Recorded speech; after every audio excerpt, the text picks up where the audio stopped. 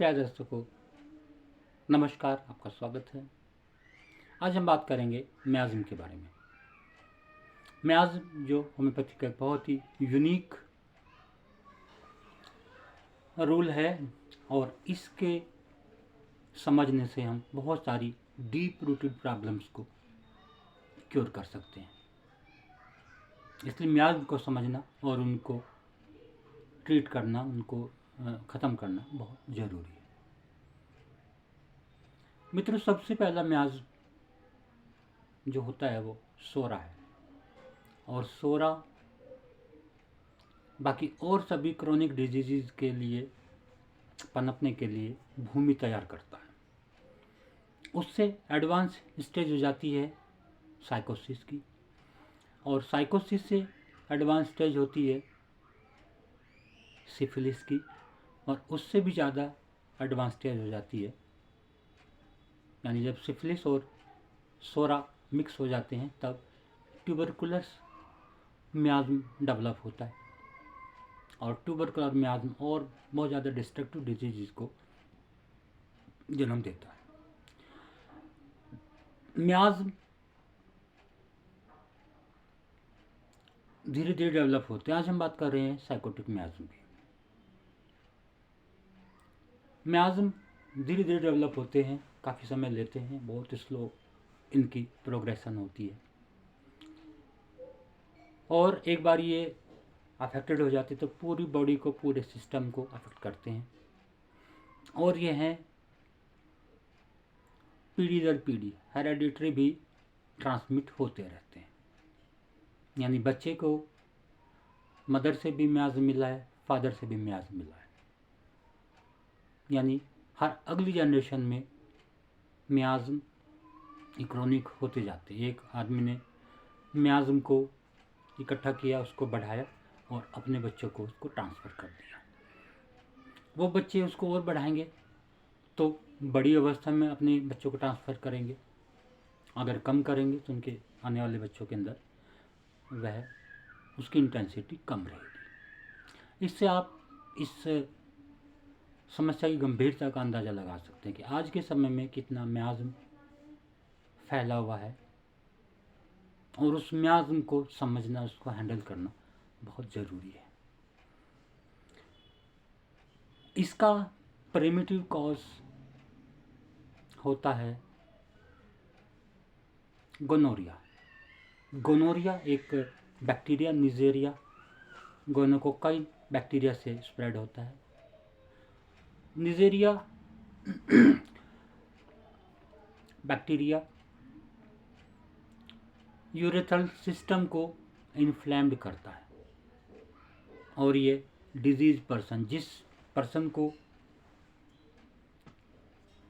Gonorrhoea है, उसके साथ संबंध बनाने से ये ट्रांसमिट हो जाता है, और उसके लोकल ऑर्गन्स में यानी यूरिनरी सिस्टम में इन्फ्लेमेशन पैदा करता है, जलन, दर्द, और एक हरा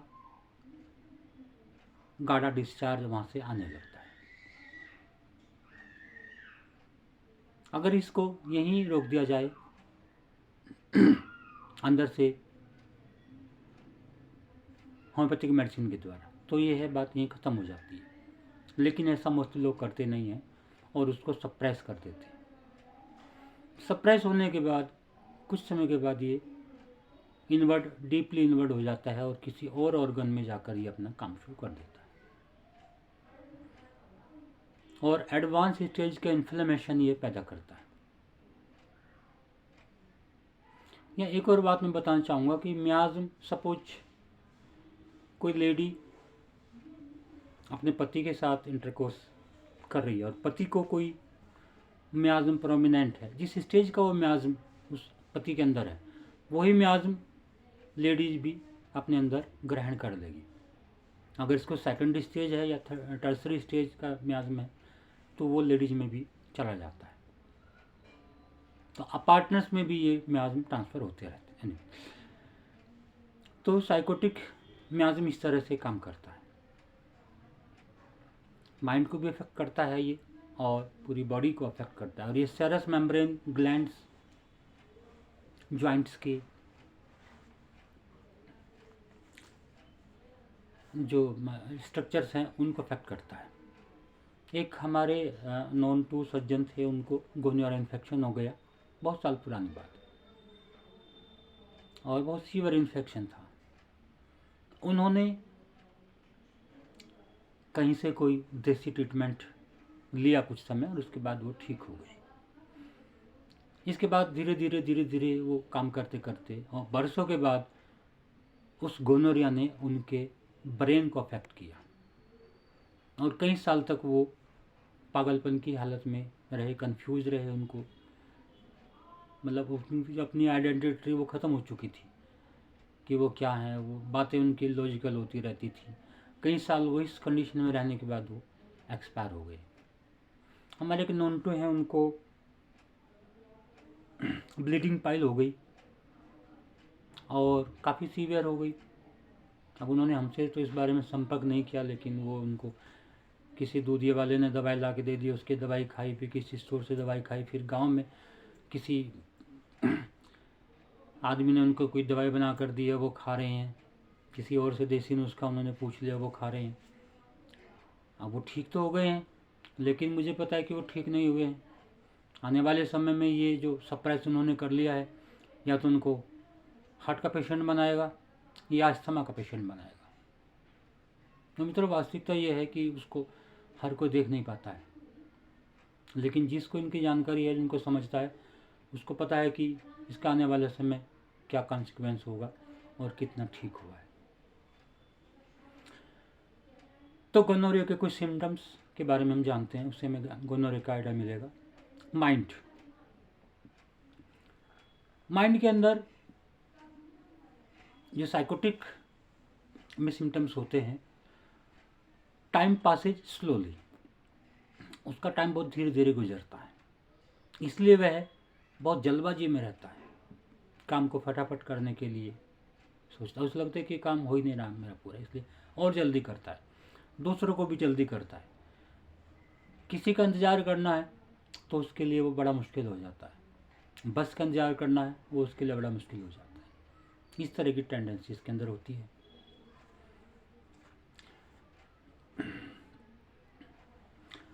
क्रॉस नेचर होता है इसका, इरिटेबल नेचर होता है, चिड़चिड़ा, जिद्दी, अपनी बात को सही मानेगा। जो उसके दिमाग में एक बार आ गया वो उसको सही मानता है, हेड स्ट्रॉन्ग जिसको बोलते हैं। जिस बात को वह सही मानता है वो सही है, दूसरे लोग गलत हैं, जैसे उसकी टेंडेंसी होती है। सिजोफ्रेनिक पेशेंट होते हैं, वो साइकोटिक पेशेंट होते हैं। न्यूरोसिस, साइकोसिस के पेशेंट वो भी साइकोटिक होते हैं। ब्रेन के अंदर कंजेशन, मेनिंजाइटिस होने का कारण साइकोटिक है। वेदर चेंज होने पर इसकी तकलीफ़ें बढ़ जाती हैं, और दिन के समय खासकर अर्ली मॉर्निंग इसकी तकलीफ़ें बढ़ जाती हैं। बड़ा शक्की मिजाज ये होता है, बहुत सारे तरह के शक इसके अंदर में होते हैं। उसने किसी को कोई बात कह दी तो उसके मन में शक हो जाएगा कि मेरी बात वो गलत तो नहीं समझ गया, मेरी बात वो सही समझ गया कि नहीं समझ गया। कोई काम करता है तो उसके बारे में शक करते रहते कि मैंने ठीक से किया कि नहीं किया। एग्ज़ाम में पेपर लिख दिया, कॉपी उसने लिख दी, आंसर लिख दिया, उसको शक रहेगा कि मैंने ठीक किया कि गलत किया। उसको शक रहता है कि घर वाले मेरे प्रति कोई षड्यंत्र कर रहे हैं। ये जो रिटायर्ड लोग होते हैं एडवांस स्टेज में आ जाते हैं, सिजोफ्रेनिक, साइकोसिस जो डिजीज होती है उनके अंदर ये होता है। रिटायर्ड पर्सन को ये वहम हो जाता है कि मेरे प्रति षड्यंत्र करके और मेरी प्रॉपर्टी मेरे बच्चे ले लेंगे, मुझे जहर दे देंगे। इस तरह के सारे सस्पिशन उसके अंदर होते हैं। मिस्चीवियस, गलत काम करने की प्रवृत्ति साइकोसिस देता है। चोरी छुपे काम करना, अपराध करना, सारे क्रिमिनल्स टेंडेंसी साइकोसिस के कारण होती है। मर्डरर, रेपिस्ट, चोरी करना, झूठ बोलना, लोगों को धोखा देना, क्रूअल हो जाना, क्रूअल्टी भी ये पैदा करता है। आदमी के प्रति, इंसानों के प्रति क्रूअल हो जाना और एनिमल्स के प्रति क्रूअल हो जाना।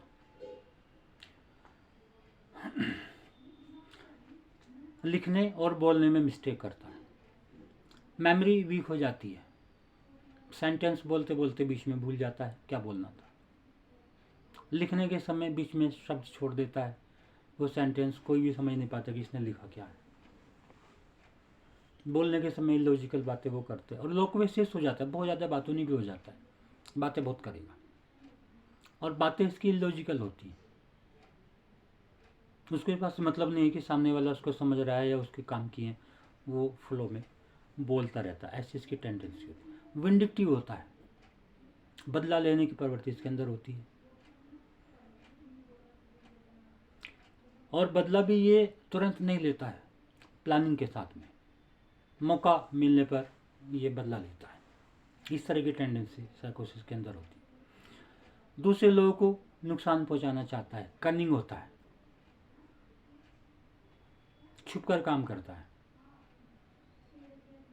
जानवर वाली प्रवृत्ति इसके अंदर हो जाती है।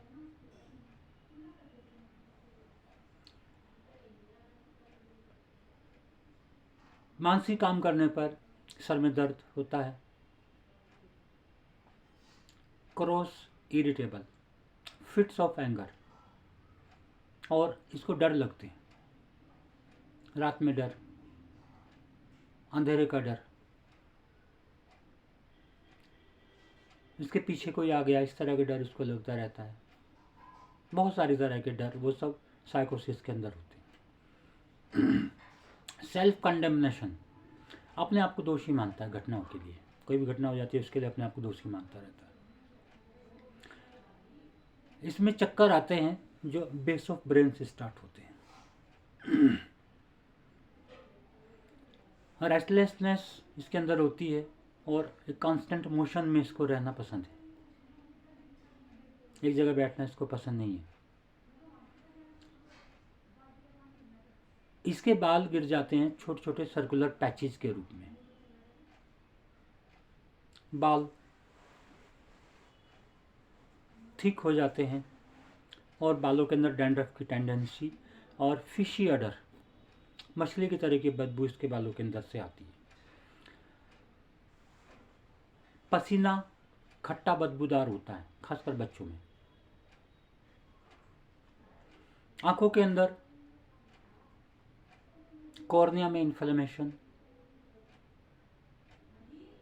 कंजक्टिवाइटिस और थिक पस लाइक डिस्चार्ज आंखों के अंदर होता रहता है। बच्चों के अंदर पैदा होने के बाद कंजक्टिवाइटिस हो जाता है, आंखों में इन्फ्लेमेशन हो जाता है, तो वो जो साइकोटिक वो मदर से लेकर आए उसके कारण स्टार्ट हो जाता है। नोज में इसके सिम्टम आते हैं, loss of smell, hay fever, बार बार जुकाम हो जाना, और ये बरसात से और ठंड से इसकी समस्या बढ़ जाती है। और कोई भी पैथोलॉजिकल डिस्चार्ज अगर होता है तो उससे इसको आराम मिलता है। लिकोरिया मेंसिस होने से या पस डिस्चार्ज होने से इसको बेटर महसूस होता है। एक्यूट कोराइजा, टॉन्सिलाइटिस, एडिनॉइड्स और नेजल पॉलिप्स। टेस्ट इसमें बदबूदार सड़ा हुआ टेस्ट होता है।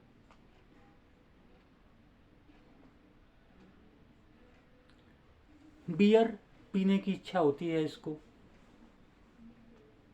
और बहुत मसालेदार चटपटा खाना, मीट, फ्राइड फूड, एग्स, इस तरह की चीज़ें खाने की इसको इच्छा होती है। पेट में इसकी अक्सर कॉलिक होती है और कॉलिक बहुत सीवियर होती है, और उस कॉलिक को आराम करने के लिए उसको तेजी से दबाना पड़ता है।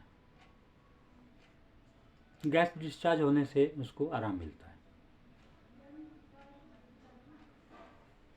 ज़्यादातर ये पेट के बल लेटना पसंद करता है, उससे इसको आराम मिलता है। अब चेस्ट के अंदर ब्रोंकाइटिस, अस्थमा, खांसी इसकी होती है, खांसी में थिक डिस्चार्ज आते हैं। सोरा की खांसी में डिस्चार्ज नहीं होंगे, सूखी खांसी होगी, लेकिन इसके अंदर गाढ़े डिस्चार्ज, चिपचिपे इस तरह के आते हैं और डिस्चार्ज की मात्रा कम होती है, अंदर वो सूख जाते हैं, उनको बाहर निकालने के लिए बहुत मेहनत करनी पड़ती है। अगर सिफिलिटिक पेशेंट है उसके अंदर जो डिस्चार्ज होंगे उसमें ब्लड मिलकर आता है या डायरेक्ट पस आने लगती है, वो इतनी एडवांस स्टेज हो जाती है सिफिलिस की।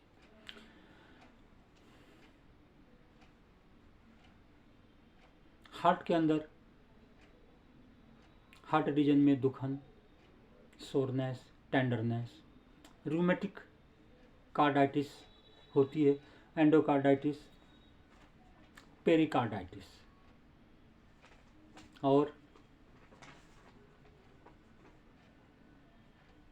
एथिरोमा। फेस इनका ब्लू, नीला, साइनोटिक होता है और वेनस कंजेशन की इनके अंदर टेंडेंसी मिलती है, जगह जगह पर वेनस कंजेशन मिलेंगे। हेमराइड, पाइल्स मिलेंगी और पाइल ज़्यादातर ब्लीडिंग मिलेंगी, उसके साथ में बहुत ज़्यादा खुजली, stricture of rectum, sinus in rectum area, fistula, carcinoma, malignant growth. अगर साइकोसिस के साथ में ट्यूबरकुलोस मियाज्म भी मिक्स हो गया तो फिर कार्सिनोमा, मैलिग्नेंट ग्रोथ भी डेवलप हो जाती है। फीमेल के अंदर menstrual disturbance, menstrual mostly delayed होता है, स्कैंटी होता है और बहुत ज़्यादा पेन के साथ में होता है। मेट्राइटिस, ओफोराइटिस, साल्पिंजाइटिस,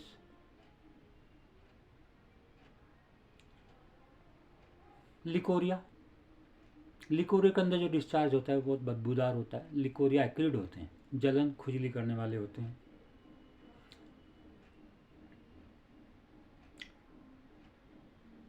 प्रेगनेंसी होती नहीं है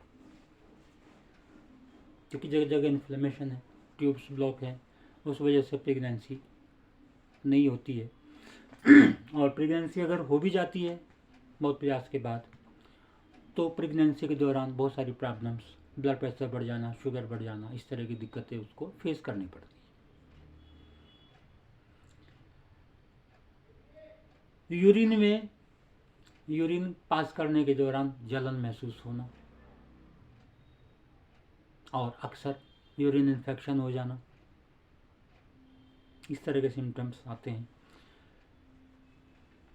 ब्लैडर एरिया में टेंडरनेस, डायबिटीज़ होने का कारण साइकोसिस है, हाई ब्लड प्रेशर होने का कारण साइकोसिस है। जॉइंट के अंदर पेन होता है, जॉइंट थिक हो जाते हैं, जॉइंट में गॉटी डिपॉजिट हो जाते हैं। शूटिंग टियरिंग इन मसल्स के अंदर शूटिंग टियरिंग पेन होते हैं। फिंगर जॉइंट में पेन होते हैं और इसके जॉइंट पेन मूविंग से और रबिंग से रिलीफ होते हैं। Stiffness, soreness in joints, lameness, nails इनके रिज होते हैं, नेल के अंदर धारी दिखाई पड़ती हैं और मोटे नेल्स हो जाते हैं। स्किन में eczema, exfoliation, herpes circinatus, herpes zoster, lichen, warts, warty growth, ringworm, face के ऊपर फ्रैकल हो जाना और हार्ड एक्ने, वो एक्ने जो जिनके अंदर नीचे गांठें बन जाती हैं और ऊपर हल्की सी पस दिखाई पड़ती है और वो हील होने में बहुत लंबा समय लेते हैं, इस तरह के एक्ने इनके अंदर होते हैं। Psoriasis, chronic inflammation, dropsy, orchitis, prostatorrhoea, prostatitis,